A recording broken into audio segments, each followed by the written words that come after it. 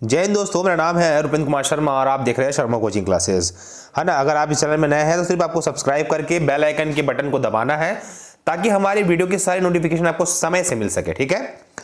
साथ में हमारे Telegram group Sharma coaching classes को अगर आप ज्वाइन नहीं किए हो तो ज्वाइन कर लो। यहाँ पे आपको हर वीडियो के लिंक्स प्रोवाइड किए जाते हैं। बता दूं मैं आपको कि हमारी पेड क्लासेस चलती है, ऑनलाइन पेड क्लासेस, जहां CGPSC pre, patwari, hostel warden, CG police, assistant professor और एसीएफ रेंजर जैसे सारे एग्जाम को कवर कराया जाता है हमारे माध्यम से। ठीक है, बहुत ही मिनिमम फीस पे।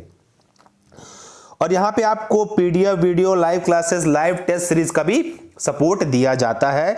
दिए गए नंबर पे आप कॉल करके हमसे पूरी जानकारी हमारे किसी भी एग्जीक्यूटिव से ले सकते हैं। घर बैठे तैयारी कीजिए, आने वाला समय आपके लिए बहुत ही इंपॉर्टेंट है। ठीक है, आगे देखते हैं। चलिए, आज की क्लास है मानव निर्मित पदार्थ। हम कुछ विस्फोटक के बारे में आज पूरी टॉपिक में क्लियर करूंगा, तो वीडियो को अंत तक जरूर देखना। ठीक है, चलिए प्रमुख विस्फोटक ले लेते हैं। प्रमुख विस्फोटक क्या क्या है? तो प्रमुख विस्फोटक में आप आते हैं, पहला तो आपको दिखता है डायनामाइट। डायनामाइट के आविष्कारक के बारे में सबको पता है, अल्फ्रेड नोबल जी है। सन 1867 में इसका आविष्कार उनके द्वारा किया गया था। यह क्वेश्चन आपको एग्जाम में बहुत बार आया है, 100 बार, 200 बार, 300 बार आ चुका है, आता है। इसमें क्या क्या इस्तेमाल होता है वो देखेंगे। यह नाइट्रोग्लिसरीन को किसी अक्रिय पदार्थ जैसे लकड़ी के बुरादे करके बनाया जाता है। नाइट्रोग्लिसरीन एक प्रकार का विस्फोटक होता है ना, जिसको किसी अक्रिय पदार्थ जैसे लकड़ी के बुरादे से करके बनाया जाता है। ठीक है, याद रखिए डायनामाइट में किसका इस्तेमाल होता है? नाइट्रोग्लिसरीन का इस्तेमाल होता है। यह आपको याद रखना है। ठीक है, इस चीज को आपको नहीं भूलना है। आप लोगों को समझा दूं मैं कि एक्चुअली में नाइट्रोग्लिसरीन क्या होता है, यह सवाल मन में आता होगा।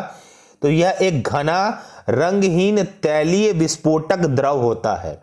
घना रंगहीन तैलीय विस्फोटक द्रव होता है।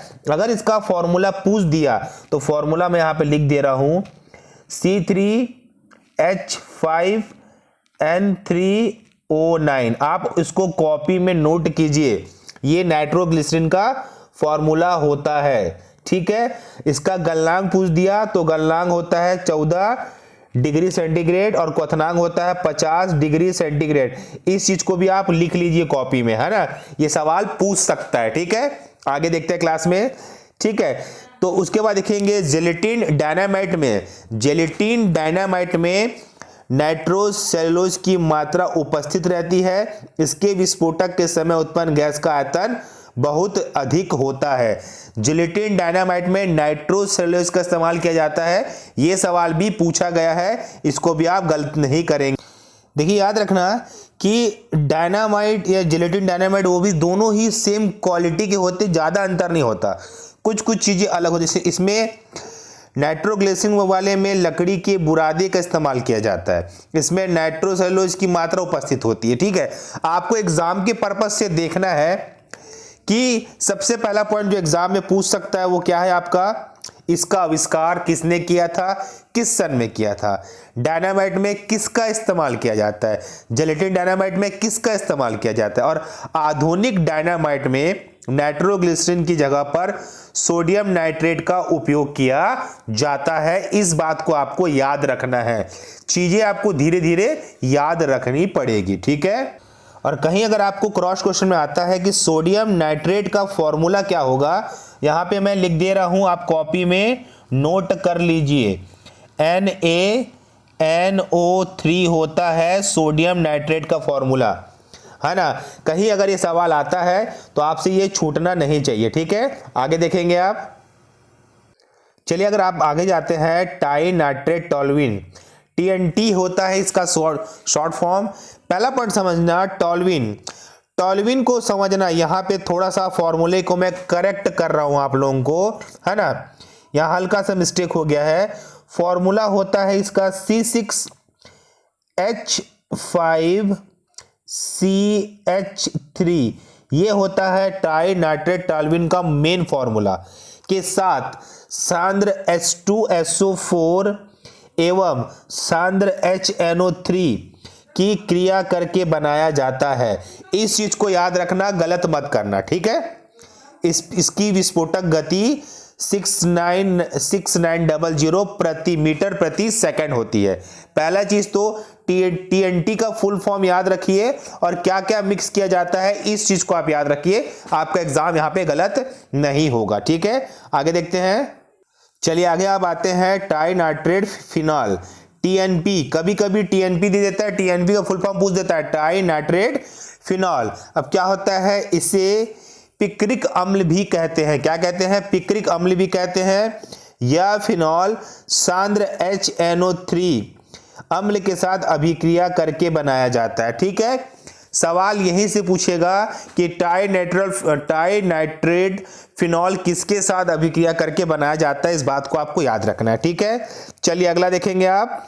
ट्राई नाइट्रोग्लिसरीन TNG, यह रंगहीन तैलीय द्रव होता है जिसे नोबल तेल भी कहा जाता है। ऊपर में मैं आपको समझा चुका हूं, यह डायनामाइट बनाने के काम आता है। तो याद रखिए ये सारे विस्फोटक है और ये पूछे जाते हैं आपके एग्जाम में, तो ये पता होना चाहिए कौन किससे मिलके बना है और इससे बनने वाले सवाल को भी आपको अच्छे से करके चलना है। आगे का टॉपिक देखेंगे आप। चलिए RDX, आपने बहुत बार फिल्मों में सुना होगा RDX करके। इसका पूरा नाम फुल फॉर्म क्या होता है?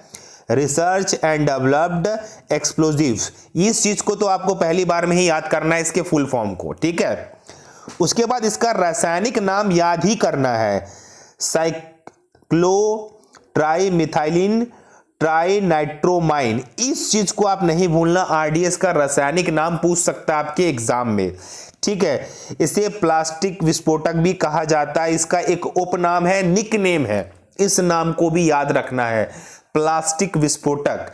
इस विस्फोटक को क्या कहते हैं आगे देखेंगे। इस विस्फोटक में इस विस्फोटक को USA में, यहां पे छूट गया है, USA में साइक्लोनाइट, जर्मनी में हेक्सोजेन तथा इटली में T4 के नाम से जाना जाता है। देखो इसके बहुत सारे नाम हैं, नाम से आपको कोई मतलब नहीं है, यहां जो मेन है इसका फुल फॉर्म, इसका रासायनिक नाम और उसे प्लास्टिक विस्फोटक कहा जाता है। ये अब USA में क्या कहा जाता है, जर्मनी में क्या कहा जाता है, उससे कोई मतलब नहीं रखना। ठीक है, इसी में चौथा वर्ड समझना कि RDX में तापमान एवं आग की गति बढ़ाने के लिए एल्युमिनियम के चूर्ण मिलाए जाते हैं। सवाल ऐसा नहीं पूछेगा, पर यह पूछ सकता है कि RDX में तापमान को बढ़ाने के लिए किसका मिश्रण मिलाया जाता है, तो वो है एल्युमिनियम का। ठीक है, साथ में आपको समझा दूं, RDX विस्फोटक की ऊष्मा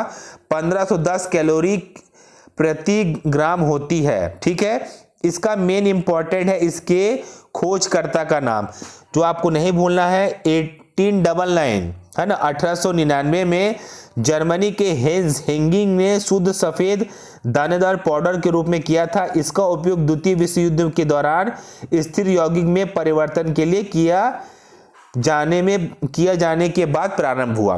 पहला चीज समझना, इसके खोजकर्ता का नाम, यही पूछता है RDX के खोजकर्ता का क्या नाम है। तो रिवाइज करा देता हूं, फुल फॉर्म याद रखना, रासायनिक नाम याद रखना, प्लास्टिक विस्फोटक कहते थे ये याद रखना, इसके तापमान को बढ़ाने के लिए एल्युमिनियम के चूर्ण का इस्तेमाल करते थे ये याद रखना, और किसने खोजा है, जर्मनी के हेंस हेंगिंग ने खोजा है, उस चीज को याद रखना। ठीक है, हेंस हेंगिंग ने खोजा है, इस चीज को याद रखना। ठीक है, आगे देखते हैं। चलिए हम टॉपिक में जैसे आगे चलते हैं, गन पाउडर। अब यहाँ पे बारूद होना चाहिए, है ना, बारूद होना चाहिए, वो है गन पाउडर। बारूद को बोलते हैं गन पाउडर। इसके खोजकर्ता रोजर बंकन है, इस चीज को याद रखना, बंकन है। ठीक है, इसे बनाने के लिए पोटेशियम नाइट्रेट का उपयोग किया जाता है, पोटेशियम नाइट्रेट का उपयोग किया जाता है ना, इस चीज को याद रखना। और मैं आपको बता रहा हूं पोटेशियम नाइट्रेट का फॉर्मूला। चलिए पोटेशियम नाइट्रेट का फॉर्मूला लिखिए KNO3, इस चीज को नहीं भूलना आप लोग, फॉर्मूला पूछ देता है।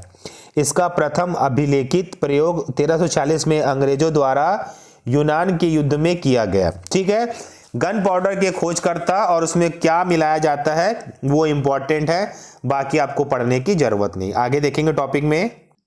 चलिए आज की क्लास यहीं तक होगी, बाकी क्लास इसका पार्ट 2 कल अपलोड किया जाएगा। बहुत ही इंपॉर्टेंट सेशन था, आपको याद रखना है अच्छे से, ठीक है। पेट क्लासेस के लिए आप हमारे ग्रुप से ऐड हो सकते हैं। ये पूरा चीज़ की क्लासेस हम घर बैठे देते हैं बहुत ही मिनिमम फीस में, जहाँ पे आपको PDF video live classes live test series भी हम उपलब्ध करा के देते हैं। आप दिए गए नंबर पे अवश्य कॉल करके हमसे ज्वाइन कीजिए या व्हाट्सएप कीजिए। ओके, धन्यवाद, थैंक यू।